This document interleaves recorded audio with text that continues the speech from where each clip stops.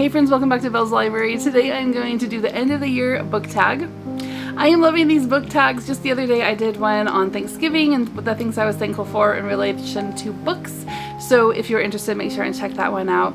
But today is all about end of the year. So we are approaching the end of 2023, the finalization of all of our reading goals for the year. And I have to say I'm a little concerned. Every year I go into Goodreads and I make myself a yearly reading goal, and I've been pretty good at keeping it. There have been a couple of years when very unexpected things happened, and so I went in and allowed myself to change my goal. But this year, pretty much nothing unexpected happened, and I have no excuse for being so far behind on my goal. I think I am like, let's see, I think this morning I put in my 42nd book. So yeah, I'm 18 books behind and I only have a few weeks left until the end of the year. So I have gone through and pulled out all the small books I could find. Here are the ones that I pulled out for this weekend. I finished Redemption Song. I'm about halfway through Fever. And I've got this one that I had chose for my nonfiction November called The Englishman Who Posted Himself. And so I haven't started that one yet. So by the end of this weekend, right now we are about probably 1 o'clock or so on Saturday. By the end of the weekend, I gotta have these done. So that'll give me a little bit ahead. I figured it out, and my goal for this year was 60 books. So for my goal of 60 books this year, I'm only at 42. I got, at the time that I wrote all my notes out for this video, I had 19 books left and 38 days. So that was exactly one book for every 2 days. However, I am going to be on the road traveling at least 4 days between now and the end of the year. So that means I have to do a little bit of, you know, planning, I guess, to make sure that I am on track. So like I said, I have gone through and pulled some of the small books from my bookshelves. I made myself a little TBR for the weekend. And so I can't count just anything for this challenge, right? I can't just go get a little stack of books and sit here and read with my kids. But I can choose smaller books that would be maybe a children's size if they're not something that I would just pick up to fulfill a goal, but are something that I actually, you know, am interested in reading. So, and then this morning when I was going through looking for some of the books I wanted to talk about in this video, I found a few other small ones on my shelf, so I might give myself maybe 3 more days to read these. This is Jane Austen's The Beautiful Cassandra. I think this is something she wrote like as a teenager or something, very small and sweet. I picked this up. Where did I get this? Let's see. Inside it says purchased in Bath, September 2016. So one of the years that I went to Bath for the Jane Austen Festival, I grabbed this little black classics. And this is before I realized that like Penguin was doing this whole little black classics thing. So I think this is actually the only one I have from that series. And I don't know, I don't think they carry them in our Barnes & Noble here. So it may be England before I can pick up another one of those when I go this spring. And then I grabbed George Eliot's The Lifted Veil, which I have read before, but I don't remember the story at all. So I'm gonna reread that one. And then this is a book that my grandmother published. She self-published. It's just little stories that she put together. Some of them are true stories, like, you know that story, I can't remember the Cottingley Secret, right? Have you guys read that? So that's based on a true story of girls that said they found fairies out in the forest and they made these little cutout fairies and did this whole photography thing, right? Well, anyway, that story is in here, that my grandmother had read it somewhere and knew about it, and she put it in here. And then there's some other stories, maybe just about the legend of Nottingham Inn, and just some other, I don't know, just folklore sort of stories that she had found or knew about, and she put together in this book along with things that she wrote.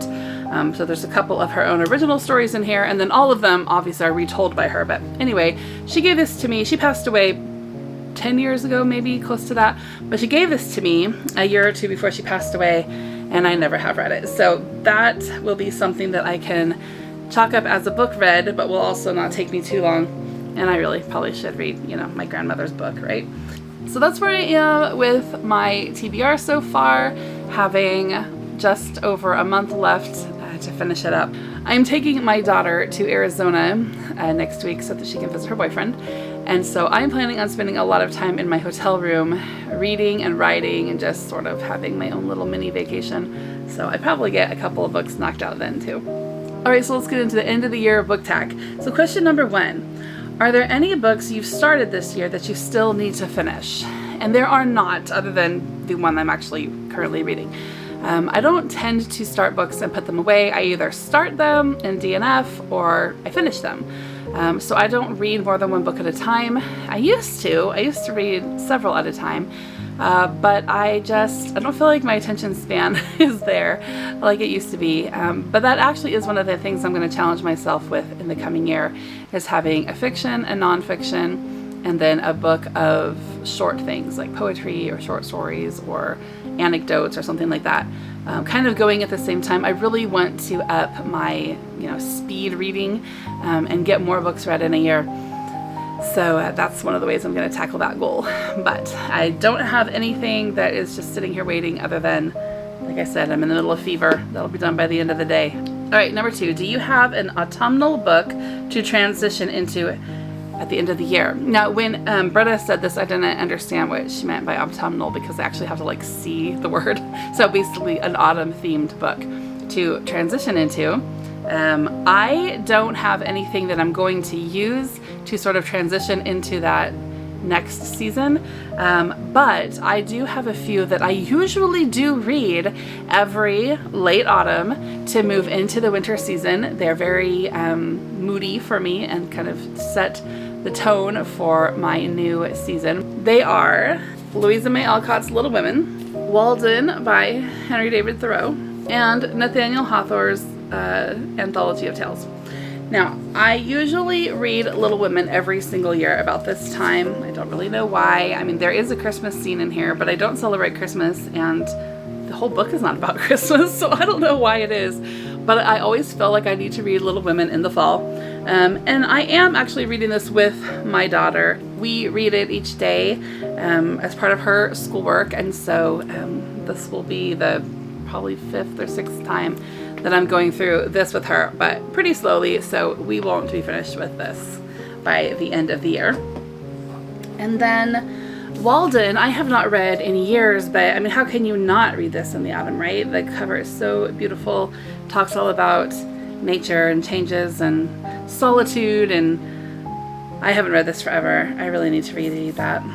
And then Nathaniel Hawthorne's Tales, I have not read, which I normally do, but I've read this so many times, and I do read it every year, and I am going to read it again soon because I am going to be hosting the Nathanuary Reading Challenge in January, which I'll talk about a little bit here in a minute, where we're all going to read at least something from Nathaniel Hawthorne. So there will be like an announcement video for that and all, but I haven't gotten to this yet because I'm saving it for January, for Nathanuary.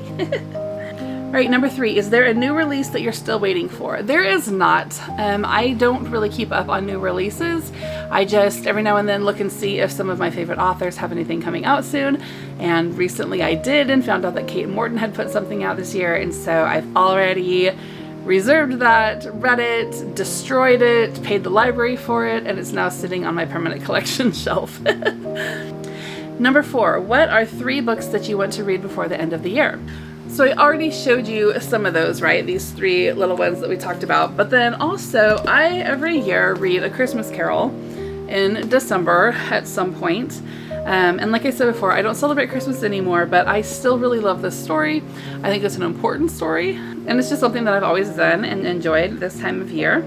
It just has that wintry, blustery, cold tone, right, that I'm experiencing in my own weather, even if I'm not experiencing the holiday celebrated. So I will be reading A Christmas Carol again in the next couple of weeks. All right, number 5, is there a book you think could still shock you and become your favorite book of the year?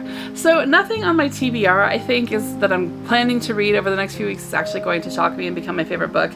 So I thought I would show you what my favorite book of the year probably is going to end up being, and that is Emily's Ghost by Denise Jardina. This is such a beautiful book. Emily Bronte is she's definitely in line with Jane Austen. I switch back and forth between the two. Sometimes I love Emily more, and sometimes I love Jane more. But if you really, pin me down and we're going to torture me to death if I didn't tell you, I might say it's Emily. She's only written 1 book, right, that we know of. but she does have a collection of poems that I put on a wish list for my husband. We do a big gift giving exchange this season, and we're gonna do it, is it next Friday night? December 8th, maybe that's 2 Fridays from now. And I'm so excited because all I put on my wish list was books. So anyway, I have that on the wish list. If he doesn't end up getting it for me, I am going to pick up her book of poems later this month. But I love her writing, and I feel like what we can know of her, I relate to really well. The author of this book also really obviously gets her, at least in the same way that I do, because all of the things that she was bringing out and the character that she made Emily into was 100% spot on for me. And this is just a really beautiful story. The ghost element doesn't really even come in until the very end, and it's not really actually a whoo, so it's not even kind of it's not a ghost story, right? But I can't even tell you. You just gotta read it. This is such a great book. Maybe I should make a video on this one. All right, and then number 6 is, have you already started making reading plans for next year? And I have started making some plans. I love to do reading challenges. I love to set goals. I love to document them all. One of these days I'll do a video on all of my journals because I document everything I do in specific journals to keep track and organized because it's super important. But I love to have reading goals, and so I have already been thinking about some of them.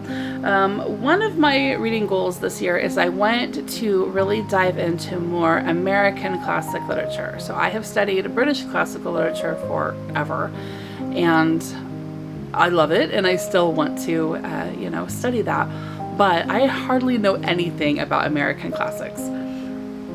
Like I said, I love Nathaniel Hawthorne, I love Thoreau, Louisa May Alcott, I kind of like, but who else is out there?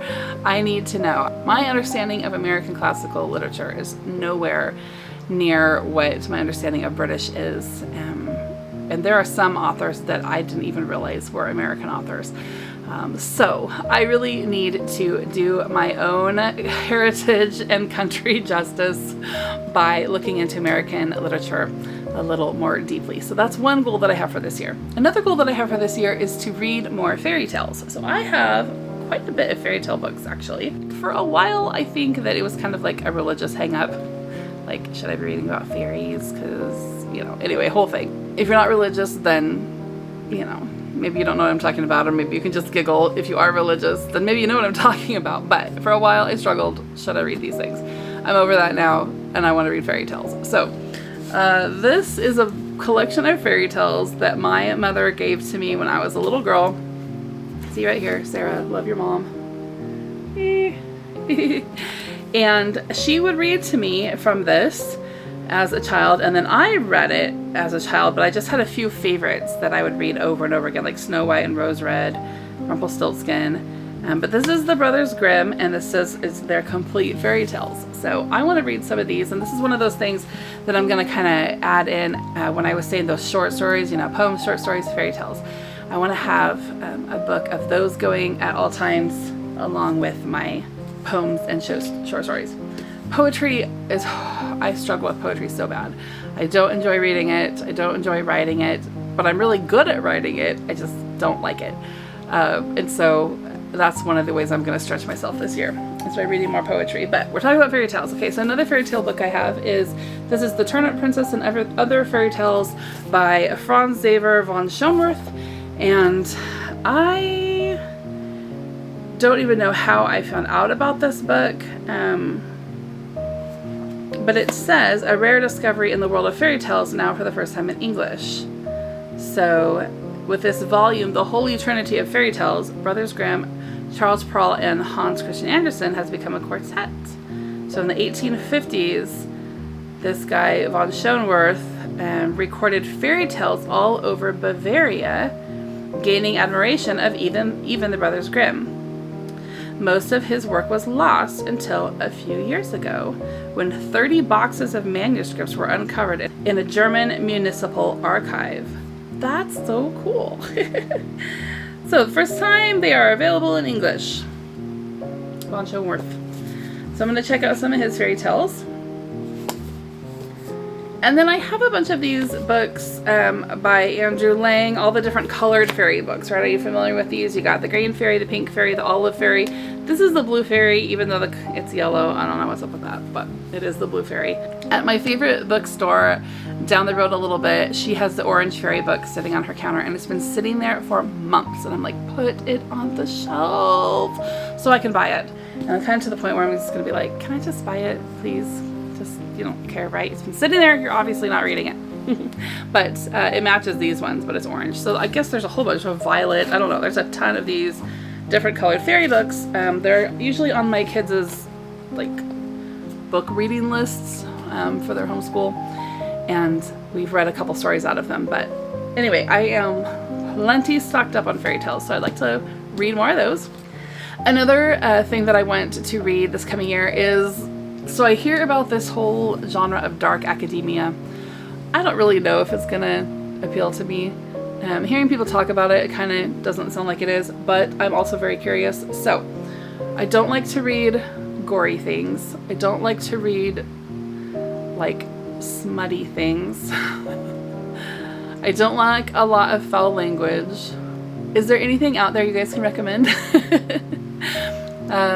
Because I'm just curious about this dark academia thing, but I don't know if I'm gonna like it. So are there any dark academia classics? Like, explain this thing to me. Maybe I'll go out there searching some of y'all's videos and see if I can figure out the dark academia thing. But if you know what it is and you got a good recommendation for me, especially if it's like an older one, tell me and I will read it. Maybe I might read it. I'm also thinking that I might read the other 4 Jane Austen books that I haven't read in the last little bit.